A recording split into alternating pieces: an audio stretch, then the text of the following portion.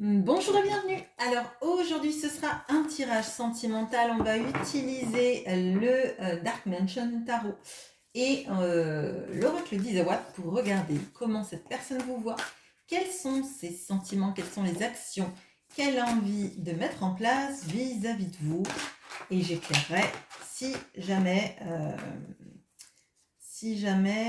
les choses ne sont pas... Enfin, sont un peu floues. Là, j'ai la justice, la grande prêtresse et le 5 de denier qui tombent. Alors, j'ai l'impression que là, vous avez subi une situation dans laquelle cette personne, vous avez l'impression qu'elle vous ignorait, ou en tout cas qu'elle faisait du silence radio, ou qu'elle était peu sensible à vos états d'âme. Et vous avez décidé de rester dans le silence. C'est pas un peu le jeu du silence, mais j'ai l'impression que c'est plutôt un mécanisme de protection, une tendance à vouloir en fait vous détacher des énergies de cette personne qui montre peu d'empathie vis-à-vis de ce que vous ressentez. Allez, on regarde tout de suite comment cette personne vous voit.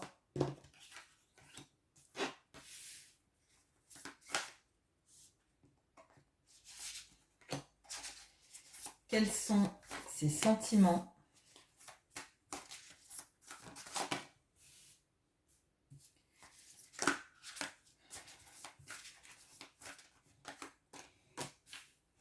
Quelles sont les actions qu'elle a envie de mettre en place vis-à-vis de vous? Ok.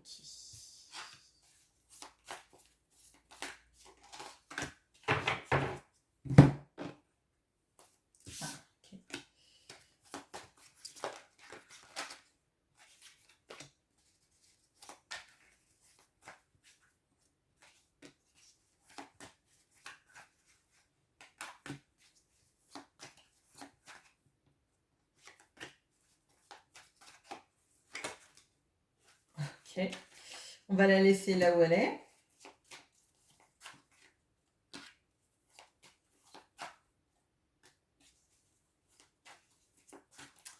Et bien, c'est bon. Allez, comment cette personne vous voit? Bon, la justice est retombée. Ok, la justice et le tango. La grande prêtresse, et les deux cartes sont retombées. Donc, ok. Ouf. Le mat et la flamme. Ok. Alors, déjà, 3 arcades majeures sur cette ligne. Les cartes se sont expulsées. Ce sont les mêmes qui sont revenues. Celle-là, donc, guidance très forte s'il en est. Alors, déjà, cette personne, elle sait qu'elle a eu un comportement d'aller-retour qui n'est ni digne de vous, ni digne d'elle, qu'elle a fait n'importe quoi, on va se le dire franchement, qu'elle a eu un comportement de je suis là, je suis pas là, un peu comme dans Astérix et Cléopâtre, le film là tu me vois, là tu me vois plus. J'ai juste bougé les yeux, mais je crois que j'arrive à te faire croire que je ne suis plus là. Cette personne, elle voit que maintenant, en fait, plutôt que la voir débarquer, repartir, débarquer, repartir, vous avez décidé d'être enfin juste vis-à-vis de vous-même et de ne pas accepter les un pas en avant, 10 pas en arrière. Ça, vous en voulez plus. Et que vous ne l'avez jamais traité comme ça. Vous n'avez jamais soufflé le chaud et le froid. Vous avez été toujours dans une constance. Maintenant, vous ne voulez plus prendre le risque de vous faire prendre, j'allais dire, au phare de la voiture, quoi. Vous ne voulez pas être la biche complètement effarée et, je dirais à nu, mais il y a quelque chose que je ressens là de je ne veux plus être cette personne naïve, crédule. Je veux pas en fait être à ta merci, être à la merci de tes allers-retours, croire que tu vas venir et que tu vas t'engager. Vous voulez plus de ça. Parce qu'en fait, tous les risques dans la situation, c'est vous qui les avez pris, on voit. Vous avez été juste, vous avez été digne. Cette personne, elle a du respect pour vous. C'est pas parce que ses actes ne sont pas en cohérence avec le respect qui est le vôtre qu'elle ne vous respecte pas. Elle ne se respecte pas elle-même pour finalement ne pas vouloir rester auprès de quelqu'un qui incarne des arcanes majeurs. Elle vous voit avec ces arcanes-là qui ne sont pas les plus belles, qui sont aussi des arcanes de justice, de guidance intérieure, d'intuition. Et pour autant, on voit qu'elle fait n'importe quoi. Elle vient se réchauffer à vous, repartir. Elle a un comportement qui est erratique, je dirais, et qui n'est pas cohérent avec ce qu'on voit que vous lui inspirez. On a le mat et la flamme. Il y a quelque chose chez vous qui l'intrigue énormément. Déjà, cette force que vous avez maintenant, en tout cas, de plus ni l'espérer, ni le croire, ni vous montrer faible vis-à-vis de lui. Alors, je dis pas que vous êtes faible, hein, mais il y a quelque chose là-dedans de plus vouloir montrer sa vulnérabilité pour ne pas être blessé. Je pense que c'est quelqu'un qui vous a beaucoup blessé par ses comportements, par ses comportements totalement erratiques, totalement différents. Je viens te chercher et puis finalement après je réponds plus au message. Je suis là puis je n'existe plus. Vous voyez, ce genre de choses. Et pourtant, il y a une flamme qui brûle. Mais c'est une flamme que vous inspirez par qui vous êtes, en fait. Là, moi, j'ai l'impression que cette personne, elle se rend compte à quel point vous avez une richesse intérieure, vous avez un feu intérieur qui ne faiblit pas. C'est assez étonnant parce qu'il y a de la passion, il y a de l'envie, il y a des... je crois que dans cette relation, vous avez donné beaucoup de fougue, beaucoup de feu. Vous avez alimenté la cheminée du couple sans que l'autre ne bouge ses fesses de la chaise, quoi. Enfin, c'est Pépé Charentaise qui attend bien que vous fassiez le feu pour qu'il puisse jeter des châtaignes dans les braises, quoi. Vous voyez? Bon. Alors, les sentiments. On a le 6 de coupe et le job. Le cavalier de coupe et les bonbons. L'as de coupe et la méduse. Bon, alors. Des sentiments, il y en a parmi les plus beaux qui existent et qui sont tous sabordés. Par quelqu'un qui ne sait pas en fait se choisir, vous choisir, mais se choisir principalement. Parce que là on voit, vous avez tout offert, maintenant vous ne donnez plus, cette personne elle sait. Hein, elle sait qu'elle vous aime depuis longtemps. Avec le 6 de coupe, on a ça. Alors, amour de jeunesse, amour qui dure depuis des années ou amour qu'on a l'impression de ressentir depuis plusieurs vies. À vous de mettre l'adjectif qui convient, mais avec le 6 de coupe, on a vraiment cette notion-là. D'ailleurs, vous voyez, cette personne, elle regarde différentes photos, hein, des photos qui sont toutes en noir et blanc, parce que le Dark Mansion ne représente pas notre époque, mais il y a cette impression du temps qui passe et du fait que cet amour, on y est fidèle parce que, en tout cas à l'intérieur du cœur, parce que là, il y a quelque chose de l'intérieur du cœur et de l'extérieur, on va le voir ensemble. Cette personne, elle ressent cet amour pour vous, qu'elle n'arrive pas à juguler et qu'elle n'arrive pas à ne pas ressentir, mais pourtant, elle fait tout pour ne pas le ressentir. Je vais d'abord parler des cartes de tarot, et je vais parler après des cartes d'oracle qui sont toutes contenantes, empêchantes, urticantes. Hein. Bon. On a ensuite le cavalier de coupe. Alors, le cavalier de coupe, c'est celui qui vient déclarer son amour, c'est celui qui ose affronter le temps, la distance pour vous. Alors, moi, l'impression que j'ai, c'est que c'est pas quelqu'un qui le fait dans la matière. C'est quelqu'un qui ressent énormément d'amour, qui déborde d'amour, mais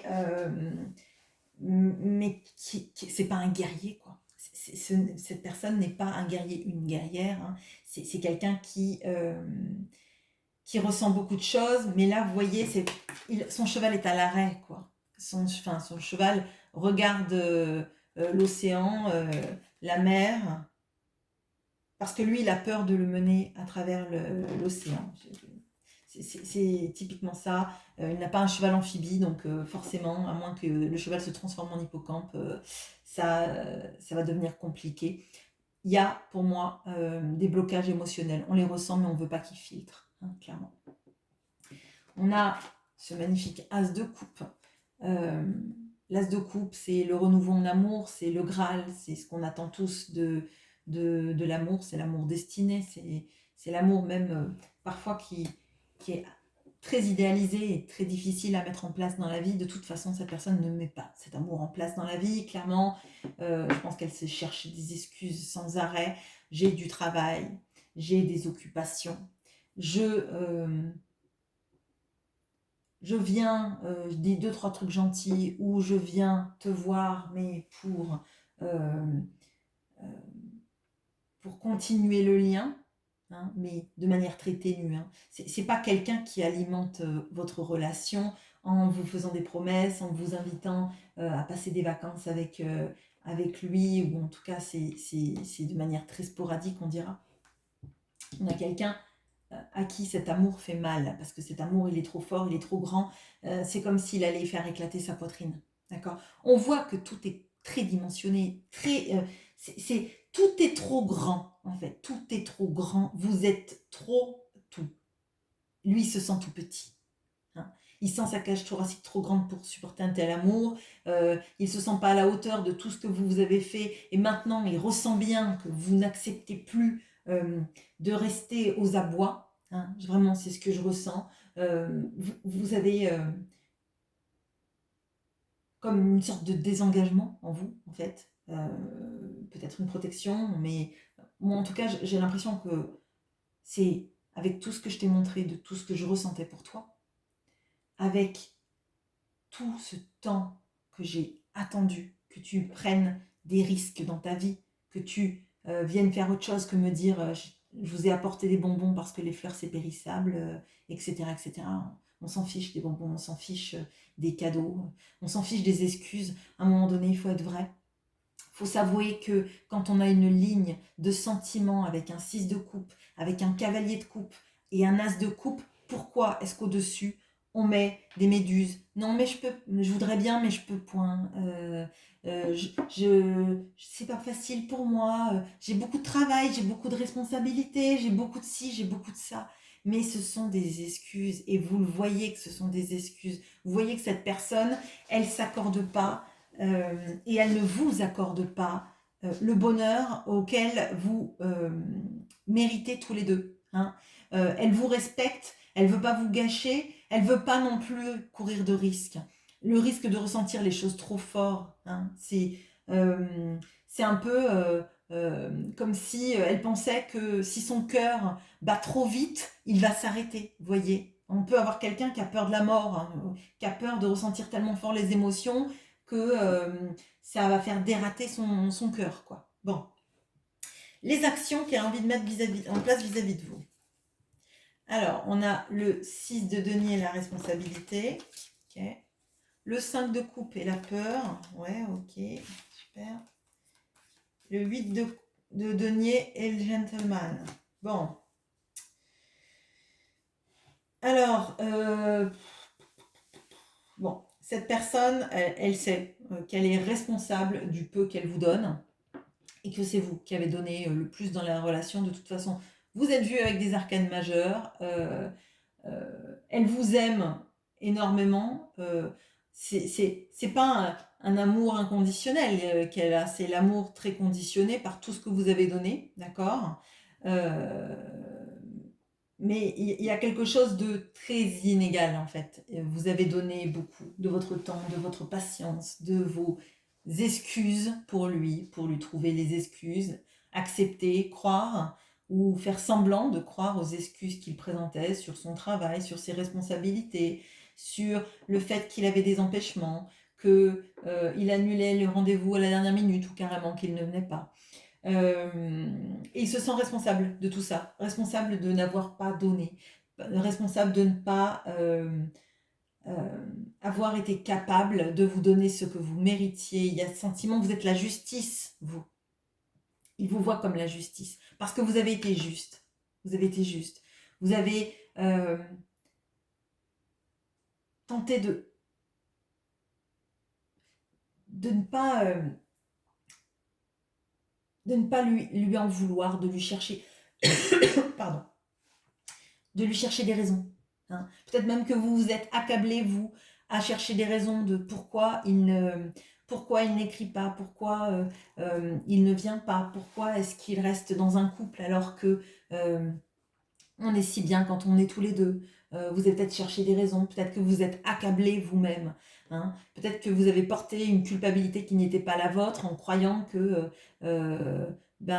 si vous étiez mieux, cette personne viendrait, mais c'est pas le cas. Vous êtes très bien et cette personne, elle vous voit comme quelqu'un de très bien. Si elle ne donne pas ses chances à cette relation, c'est parce qu'elle pense qu'elle ne mérite pas cette relation. C'est parce qu'elle pense qu'elle n'est pas assez bien, parce qu'elle pense qu'elle n'est pas capable de vous donner autant que ce que vous méritez. Et ça, là, ça lui fait du mal. Hein. Ça lui fait du mal. Ça lui fait du mal parce que elle ne sait pas comment donner de manière équitable. Je vous dis, elle a cette impression que le cœur risque de faire des... Oui, de s'arrêter, D'ailleurs, peut-être que cette personne, elle a des épisodes de tachycardie, peut-être qu'il y a quelque chose, parce que là, j'ai l'impression que... vous voyez, comme si elle avait peur de mourir d'une crise cardiaque. Je suis désolée, c'est un peu violent de vous dire ça, mais c'est comme lié à des peurs. Alors peut-être que, je sais pas moi, son père, sa mère, son grand-père sont morts d'une crise cardiaque et qu'il y a quelque chose avec le temps qui passe et de se dire que potentiellement ça pourrait lui arriver. Ok. Et moi j'ai l'impression qu'elle s'est pas donnée parce que finalement on lui a jamais donné autant que ce qu'elle était prête à donner. On n'a jamais été quelqu'un auprès d'elle qui donnait sans forcément, sans rien attendre en retour, vous voyez. Bon. On a le 5 de coupe et la peur. Bon, alors, elle a peur elle ne puisse jamais vous récupérer. Elle a peur que ses regrets la hantent toute sa vie.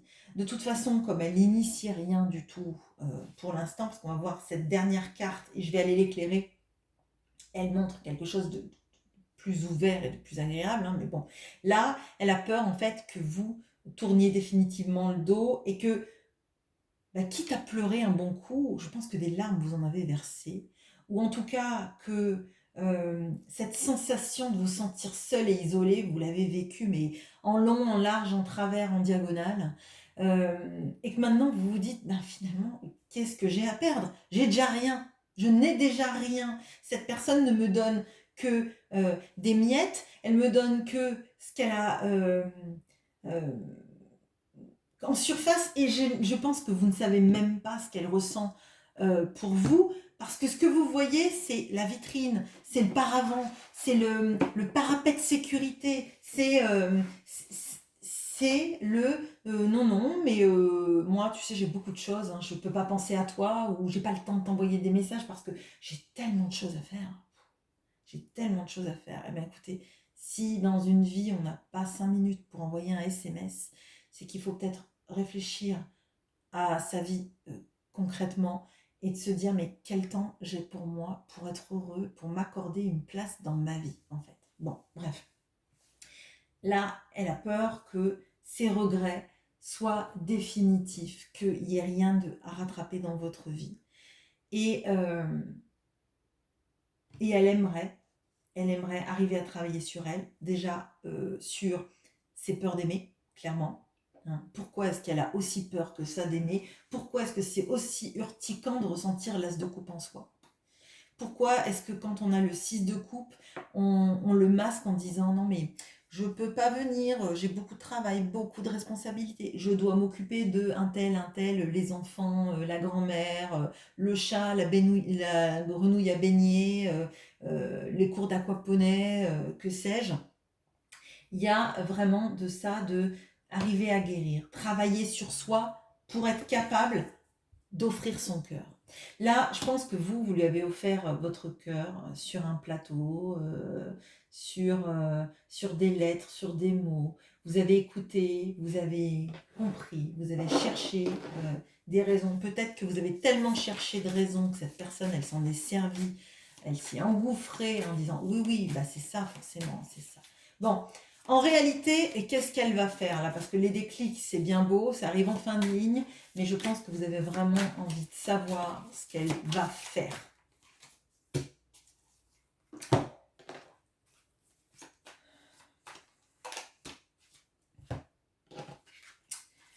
Bien écoutez, elle va prendre du temps. Je pense que le temps, c'est le cheval de bataille, c'est le nerf de la guerre, on va dire. Elle va prendre son temps, mais à la finalité, c'est avec vous qu'elle a envie de s'engager. Par contre, je pense qu'elle doit s'engager vis-à-vis d'elle-même avant, parce que si c'est pour venir vous voir en vous disant qu'elle a envie d'être avec vous et que les sentiments sont trop forts, qu'elle ne les a pas accueillis en elle-même, qu'elle ne se sent pas capable de quoi que ce soit, si c'est pour repartir direct, je pense que vous n'avez pas besoin de ça.